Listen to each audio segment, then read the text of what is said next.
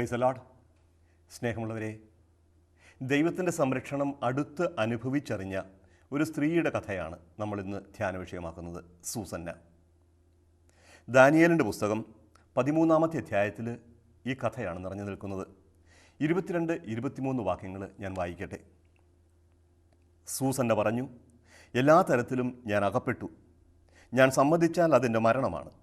സമ്മതിച്ചില്ലെങ്കിൽ നിങ്ങളുടെ കയ്യിൽ നിന്ന് രക്ഷപ്പെടുകയില്ല. കർത്താവിൻ്റെ മുമ്പിൽ പാപം ചെയ്യുന്നതിനേക്കാൾ നിങ്ങൾക്ക് വഴങ്ങാതെ നിങ്ങളുടെ പിടിയിൽപ്പെടുന്നതാണ് ഞാൻ ഇഷ്ടപ്പെടുന്നത്.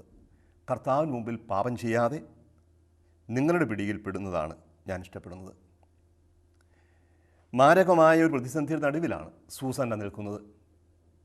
സൂസന്ന നമുക്കറിയാം, ബാബിലോണിലേക്ക് നാടുകടത്തപ്പെട്ട യഹൂദരുടെ കുടുംബത്തിൽപ്പെട്ട ഒരു വ്യക്തിയാണ്. യോവാക്കിം എന്ന ധനികനായിരുന്നു സൂസന്നയുടെ ഭർത്താവ്. സൽസ്വഭാവിയാണ്, ശാലീനതയുണ്ട്, സുന്ദരിയാണ് സൂസന്ന. ധനികനായ യോവാക്കിമിൻ്റെ വീട്ടിൽ ധാരാളം ആളുകൾ വരാറുണ്ടായിരുന്നു. അതുകൊണ്ട് തന്നെ യോവാക്കിമിൻ്റെ വീട് ഒരു കോടതി പോലെ പലപ്പോഴും പ്രവർത്തിച്ചിരുന്നു.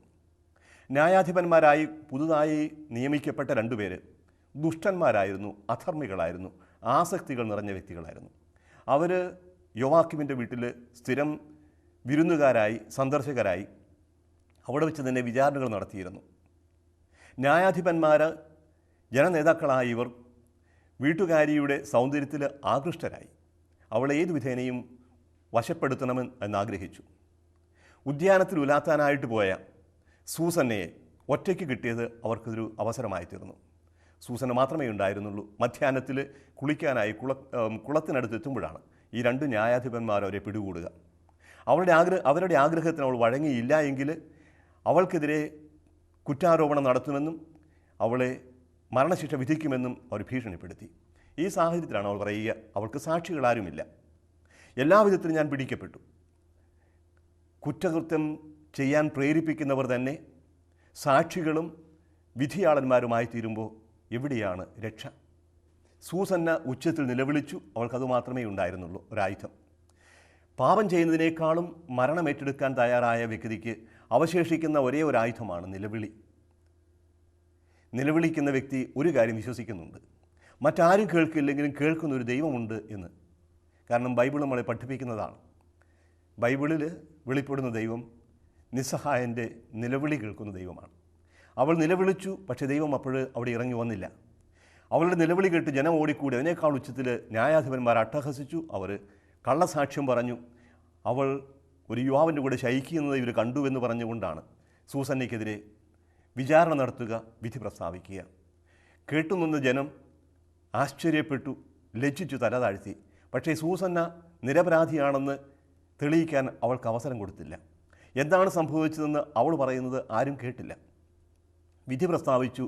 കൊല്ലാനായി കല്ലുമായി അവർ കൊലക്കളത്തിലേക്ക് കൊണ്ടുപോവുകയാണ്. ഈ സാഹചര്യത്തിലാണ് സൂസന്ന പ്രത്യേകം എടുത്തു പറയുന്നുണ്ട്.